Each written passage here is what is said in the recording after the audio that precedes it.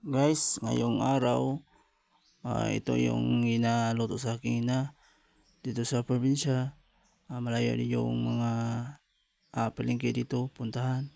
Ito yung mga pinsan yung lutuin sa aking ina dito sa aming lugar, yung sa Mindanao. Ito guys, yung mga inaalaga sa aking ina, yung mga chicken, marami pang iba, hindi lang ko ito isa-isahon.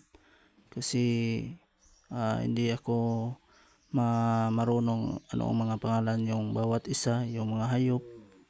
Ito yung mga yung inaluto ngayong ang aking ina. Ilagyan yung tawag yung sibulyon, hindi ko alam ano yung Tagalog ito.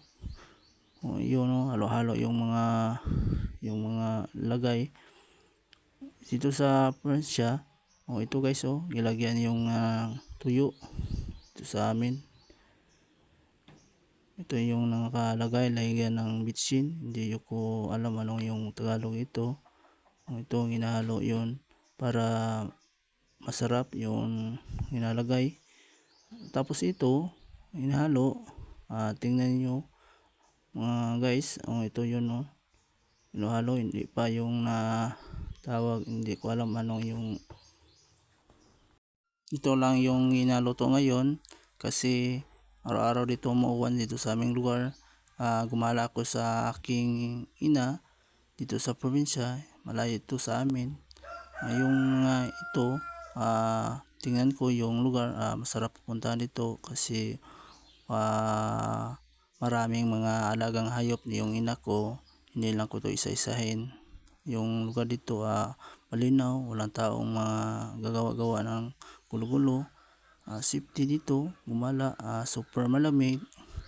Yung tao dito minsan malayo, gumala sila dito din kasi maganda daw pupuntahan kasi maraming puno, marami din mga hayop. Ito gilagyan na yung kalaha sa yung hindi ko alam anong pangalan ito, yung kalaha sa amin Bisaya, hindi ko alam anong Tagalog. Ito lagyan itong oil, ito yung oil. Tapos itong mainit yung oil, kita ko sa inyo ilagay na yung egg. Ito guys yung mga naluto sa probinsya, yung simpleng ulam lang. Ito lang yung madali kasi malayo yung mga palengke dito. I-share ko yung aming sa probinsya. Ito yun lagayan ng egg. Ito yung nakalagay. Ito guys, pakita na ko sa inyo, i-share. Ito yung hindi kami mayaman, yung nanay ko.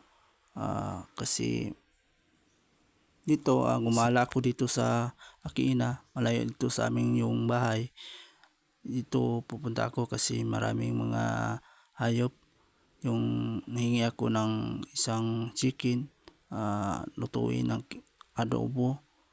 Wala ako ipakita sa inyo. Ito lang yung ipakita ko yung sa yung naluto yung ina ko, yung egg. Ito yung inaluto sa probinsya, yung nanay ko. Yung mga egg, ito ay mabilis lang lutuin. Kasi yung bumili yung ina ko minsan lang kasi malayo dito sa amin yung palengkehan. Merong mga trabaho yung mga parents ko. Ito yung nag-alaga ng mga hayop, pagkain, hindi lang ko pakita. Ito lang yung pakita ko sa inyo, yung nilaluto sa kanya, yung egg. Paborito niya, paborito ko din yung mga egg. Masarap ito siya kasi magaling siya mangluluto. Ito mga guys, pasensya naman sa aming naluto yung ngayon, hindi siya masyadong mayaman. Ang importante lang, piskay yung katawan, walang ginagawa. Ito yun yung kanin, yung mga nilaluto, yung isda, yung